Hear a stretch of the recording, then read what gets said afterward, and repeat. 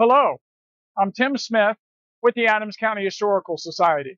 If you like the historical content we've been putting up on YouTube and Facebook, please push the like button and subscribe to our channel and share this video with others. Today, we're starting a new series on Gettysburg's visual battle damage. So one of the interesting things about the battle here in Gettysburg is the fact that there was fighting in the streets of the town. And on the second and third day of the battle, there was a violent sharpshooter battle at the edge of the town. And during the 3 days of fighting, there were artillery shells fired into the town and over the town. And occasionally, shells dropped into town and hit buildings. Some buildings were greatly damaged during the fighting and were removed as a result. Other buildings were badly damaged and were repaired after the battle. But some people left the battle damage on their buildings. And today you can still go through the town and see the buildings that have the damage on them. Now, of course, at the southern edge of Gettysburg, there's lots of buildings with bullet holes in them.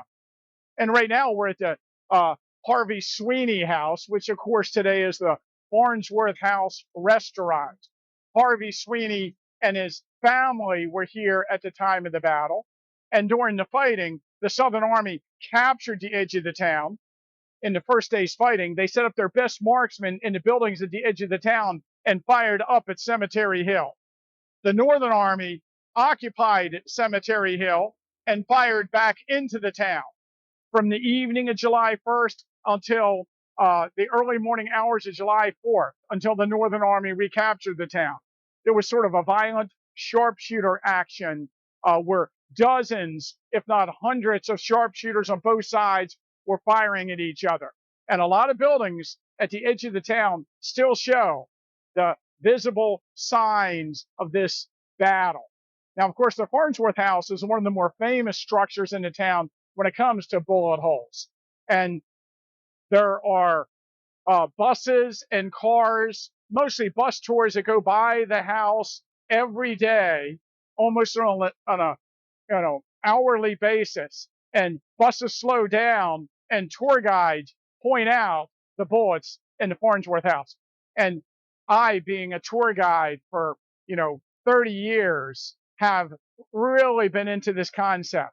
It doesn't take long for you to figure out that you point to a building of bullet holes and the people in the bus get a huge sense of excitement from this. I think that it doesn't take much to explain. You point the bullet holes out, you talk about people being in the buildings, and they understand that a family was in that building during the battle and the bullets are just bouncing off the side of the building or entering the building. Artillery shells are flying through the building.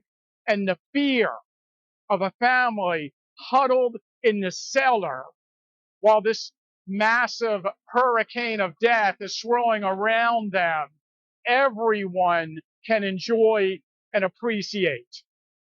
Of course, I have to tell you that I've done lots and lots of tours, and I'll never forget.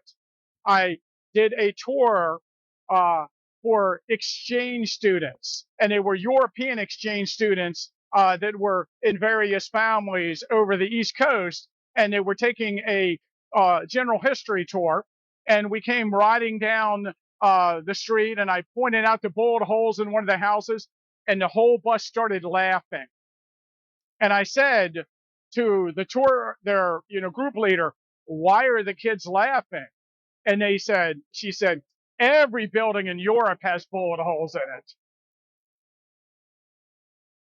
Now we're just going to show you a few examples of buildings where you can see definitely bullet holes from the fighting. Behind me is the Homan House. And the back portion of the house is from the time of the Civil War. But the front portion of the house is an 1890s addition. And that was a wooden structure on the front of the house at the time. And we do have photographs of that wooden structure, including a close-up photograph by Henry Stewart in 1888 that is titled bullet holes in the house. Also, at the southern edge of town, it's Mr. G's old-fashioned homemade ice cream. And this is the John Winebrenner House at the time of the Civil War. And we have an excellent account of the Winebrenner family hiding in the basement or cellar of this building, or small crawl space, if you saw our video on it last year. But the Winebrenner home was occupied by Southern sharpshooters during the battle, again, firing up the cemetery hill, and Northern soldiers fired back. And you can see bullet holes in the side of the brick. And also in the shutters of the building, you can actually see the exit hole on the other side. These are definitely bullet holes in the shutters and in the building. I got to tell you right now that I am not sure how many buildings in the town have bullet holes in the bricks. People are always calling me over saying, "Hey, Tim, look at our house. We have a bullet hole." And I am not an expert on when a hole in a wall is a bullet hole or when a piece of brick is just falling out of that spot. So I have no idea how many are real. And, some of the buildings like this one are just littered with holes. And it's obvious that these are bullet holes. In other places in the town, it's a little more obscure. We actually, we have bullet holes inside of buildings, in a wall or in a mantle, like the Kadori House on York Street is a great example of that. Definitely has battle damage inside the house. And then in a minute, we'll talk about another building that possibly has bullets marks in it, but it's kind of hard to tell. But the bricks are very soft. When a bullet strikes them, the bullet, puts a hole in the house. And so when you go around, you can see some of the bullet holes in these buildings. Also, right at this spot across the street, we'll show an image of it. There was a fence, and the long fence along here was part of this violent sharpshooter action. And there must be like 10 different photographs taken over the years of this fence. It was here from the time of the battle until the 1950s, when the fence was finally removed. A portion of the fence for many years was still on display at Lee's headquarters museum. But today, the fence, what remains of it, is in private ownership, and it is no longer here for you to see along Baltimore Street. We're at the Alexander Dobbin House, which is the oldest standing structure in the borough of Gettysburg, built in 1776. Now, the Dobbin House was here during the battle, obviously, and during the fighting, we even have a count where there are Northern sharpshooters in the back of the house firing at Southern sharpshooters near the edge of the town. This building sort of was out in the middle of a big open field at the time between Cemetery Hill and the edge of the town. So it's, no doubt an important cog in the sharpshooter battle on the second and third day. But you can't really see bullet holes in the side of the Dobbin House because of the material that it's constructed of. These rocks are not soft like the bricks, or porous like the bricks in the buildings in the town, or wooden structures. And if a bullet strikes the side of one of these stones, a piece would just chip off. It's much like Devil's Den. There are no bullet holes in Devil's Den. You can't really see where artillery shells have struck the rocks. It's not the same. But, pieces chip off and they fall off and then they weather, and you just can't see the marks. The same thing goes for Lee's headquarters. The Thompson House on Seminary Ridge undoubtedly was struck by rifle and artillery fire during the battle, but doesn't really show the marks of the fighting. But there is something interesting on the other side of the building. The southern gable of the Dobbin House is not original to the rest of the building. It was placed on later, but still prior to the American Civil War. And you can see the top gable section is made of brick. And in fact, if you know where to look, there are bullet holes in the bricks on the side of the Dobbin House. the Jenny Wade House or the McClellan House. It was a rental unit at the time of the battle, and it was rented by John Lewis McClellan and his wife, Georgia Wade McClellan.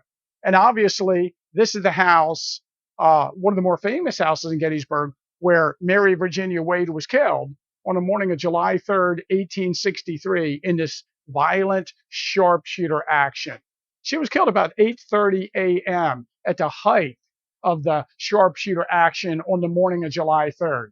And the outside of the building, or the building facing the town, the northern side of the building, is just littered with bullet holes. And you can see the bullet holes in the building. Early on, this house was somewhat of a tourist attraction. Visitors were stopping here. Tour guides were pointing it out. In 1901, the house was opened as a museum. And so there was a conscious effort made to keep the building as it was at the time of the battle, with the bullet holes in it. And you can see several bullet holes across the wall of the building. And of course, the original door is preserved to the house, with the hole where the bullet crashed through that killed Jenny Wade. The Jacob Stock House is just one of the more remarkable examples of bullet holes in a building in the town. And actually, most of the marks in this building are from artillery fire. We're at the southern edge of the town of Gettysburg, and undoubtedly there were Southern sharpshooters all across this area. And they were firing again up at Cemetery Hill. The Dobbin House is not too far away, and beyond it, the Union troops on top of Cemetery Hill. And Union troops were in the Dobbin House and the Dobbin Barn. They were on Cemetery Hill, and they were firing into the edge of the town. And the sharpshooter fire, we're told, from that particular window in the side of the Jacob Stock House was so bad that the Union Army rolled an artillery piece out along the side of Cemetery Hill, and they fired a couple rounds of artillery into the side of the building, supposedly case shot, explosive shell along the side of the building. And of course, for many years, we believed that's what accounted for the marks created in the side of this structure. Remarkably, about 5 years ago, suddenly on eBay appeared a photograph by Samuel Fisher Corley's, undoubtedly taken in the fall of 1863, around the time of the dedication of the Soldiers' National Cemetery. And one look at it, and it was obvious that it was a authentic photograph. It had never been seen by local Gettysburg historians. I don't know how many people even knew of its existence, but that photograph was purchased by a local, and he is allowing us to use it in our new museum beyond the battle. And for the first time, many people will see the actual damage to this building after the battle, which is even more remarkable than the marks shown in the building today.